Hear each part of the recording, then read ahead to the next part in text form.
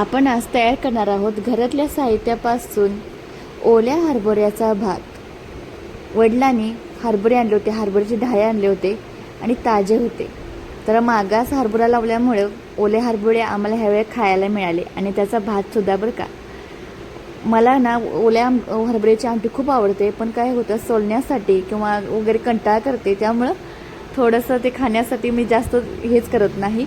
पण यात्रेच्या दरम्यान आमच्या आत्ती मम्मी वगैरे आले होते, त्यांच्याकडून हे हरभरे सोलून घेतले छान असे। माहेरीच हा भात करत होते आमच्या मम्मीने, आत्तीने आणि माझ्या लेकीने हरभरे सोलून दिले होते, पण आयत्या पिठावर रांगोळ्या मी काढत होते।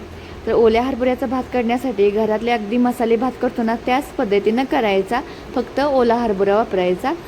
तर कांदा भाजून घेतला, हिरवी मिरची घातली, टमाटे घातले, जिरे मोहरी घातली, ही पेस्ट आहे। आलं लसूण आणि कोथिंबीरची पेस्ट करून घेतली आहे।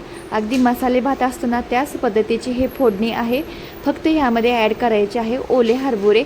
कसं असतं एखादा पदार्थ घातला म्हणून त्याच्या कायापालट होतो असंच गोष्ट असते। बटाटे भात म्हटलं की बटाट्याचीच फ्लेवर येतो, हरभरा म्हटलं की हरभऱ्याचाच फ्लेवर येतो, म्हणजे त्या चव वेगळीच लागते। आणि देशी हरभरा असलं की छान अशी चव येते।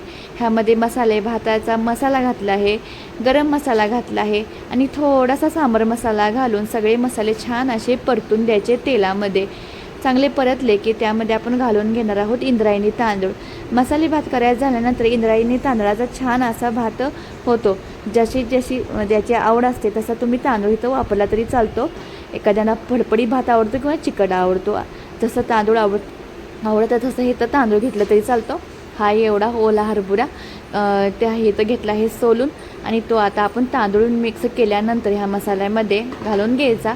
भरपूर असे हरभरे होते, इथं 3 ते 4 लोकांसाठी हा मसाले भात तयार केला। आणि यात्रा असल्यामुळे बाहेर सगळेजण फिरायला गेलते, आम्ही दोघे तिघेच घरामध्ये होतो, त्यामुळे एवढाच भात आम्ही करून खाल्ला आहे। खूप छान असं टेस्टी झालता।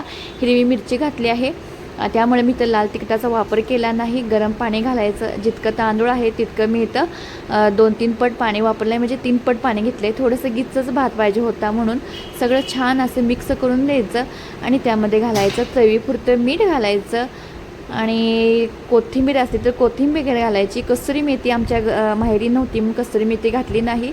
कोथिंबीर ओले माळवे ना भरपूर असतं तिथं, त्यामुळं असे छान असे कोथिंबीर कायमच असते तिथं। तर ही कोथिंबीर घालून छान ढवळाढवळी करायची आणि कुकरचं झाकण लावून ह्याच्या 3 शिट्ट्या करून घ्यायच्या। 3 शिट्ट्यामध्ये छान असा हा भात तयार होतो। इंद्रायणी तांदूळ असल्यामध्ये चिकट होतो, शक्यतो मसाले भात तयार करताना इंद्रायणी तांदळाचा वापर नक्की करा। खूप सुंदर भात झालता। साधी सिंपल रेसिपी आहे, आणि साध्या सिंपल रेसिपी बघायला आवडत असेल तर दादाला सबस्क्राईब करा। धन्यवाद।